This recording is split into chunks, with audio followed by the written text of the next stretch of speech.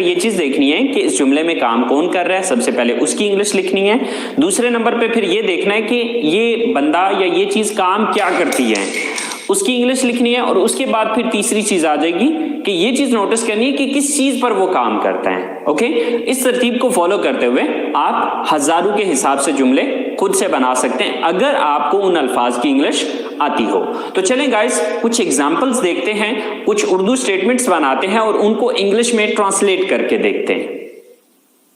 तो so guys शुरू करते हैं। ये हमने कुछ 4-5 स्टेटमेंट्स लिखी हैं। अब इन स्टेटमेंट्स को हम इंग्लिश में ट्रांसलेट करके देखते हैं। सो गाइस हमने फॉलो करना है इस स्ट्रक्चर को। ओके, तो अब देखिए कि सबसे पहले हमें क्या लिखना है। अब इस जुमले को हम इंग्लिश में ट्रांसलेट करना चाह रहे हैं, तो सबसे पहले हम ये चीज देखेंगे कि इसमें सब्जेक्ट कौन है। सब्जेक्ट किसको कहते हैं? काम करने वाले को। मैं किताब पढ़ता हूं, तो अब इसमें सबसे पहले मैं ये नोटिस करूंगा कि ये काम कौन करता है इस जुमले में। तो ये किताब कौन पढ़ता है? तो किताब कौन पढ़ता है? मैं पढ़ता हूं। तो मैं की इंग्लिश सबसे पहले लिखी जाएगी। तो मैं की इंग्लिश क्या है? आई।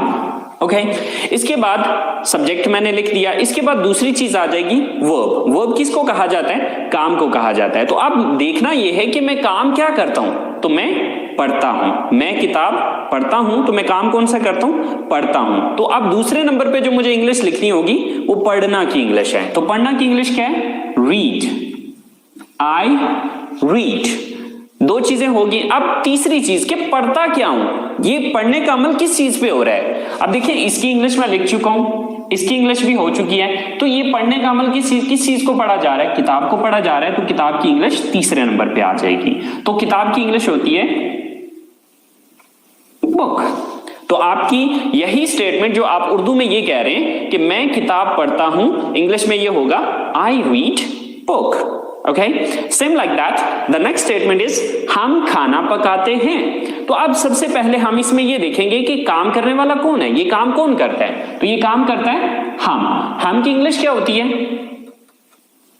we. Okay, सेकंड नंबर पे आ गया काम। कि अब हमें ये देखना है कि ये काम हम करते क्या है, क्या काम करते हैं। इस जुमले के अंदर हम काम क्या करते हैं? पकाते हैं। तो पकाना की इंग्लिश क्या होती है? कुक। we cook. ओके, पकाते क्या चीज है? ये काम किस चीज पे हो रहा है? तीसरी चीज है ऑब्जेक्ट। ठीक है, तो पकाते किस चीज को है? खाने को। We cook the food. Okay, so your statement is complete. हम खाना पकाते हैं। In English we cook the food. हम खाना पकाते हैं। Same like that we move to third statement. और थर्ड स्टेटमेंट इज आप इंग्लिश बोलते हैं। सो सबसे पहले ये देखना है कि ये काम कौन करता है। सबसे पहले सब्जेक्ट देखना है, काम करने वाला कौन है? आप है। आपकी इंग्लिश क्या है? यू। ओके, काम क्या करते हैं? बोलते हैं। Sir speak. थर्ड थिंग के बोलते क्या है? इंग्लिश। Sir English.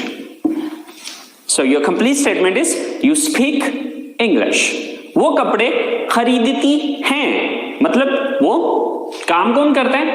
वो, यानी कि वो ज्यादा है, वो लेडीज हैं, वो लड़कियां हैं। सर वो जमा की इंग्लिश क्या होती है? they।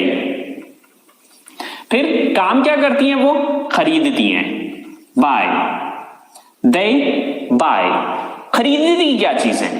कपड़े। सिर्फ क्लोथ्स। they buy clothes। वो कपड़े खरीदती हैं। Same like that the last statement is Asim और आमिर क्रिकेट खेलते हैं। सो काम कौन करता है? आसिम एंड आमिर। आसिम एंड आमिर, ये दोनों काम करते हैं। सो सबसे पहले हमने सब्जेक्ट लिखा, देन काम क्या करते हैं? खेलते हैं। प्ले। क्या चीज खेलते हैं? Cricket. So, Asim and Amir play cricket. Asim और आमिर क्रिकेट खेलते हैं। So guys, आपने मेन आपकी ये स्ट्रक्चर है। If you understand this thing, this is really really important, ये बहुत इंपॉर्टेंट चीज है। अगर आप इस चीज को अंडरस्टैंड कर लेते हैं तो हजारों के हिसाब से जुमले आप खुद से बना सकते हैं। It's not difficult, it's very simple, very easy, okay, if you understand this thing. This is the main point, ये हमारा मेन पॉइंट है। और अगर आप इस चीज को समझ जाते हैं तो आप आसानी से हजारों के हिसाब से जुमले बना सकते हैं, अगर इन अल्फाज की आपको इंग्लिश आती हो। ओके, सो गाइस, आज हमने सीखा कि एक सिंपल सेंटेंस बनाने के लिए हमें किन चीजों की जरूरत होती है। तो हमने समझा कि हमें 3 चीजों की जरूरत होती है। Number 1 subject, number 2 verb and number 3 object. Subject मैंने बताया कि काम करने वाले को सब्जेक्ट कहा जाता है। ये आपकी सबसे पहली चीज है जो आपने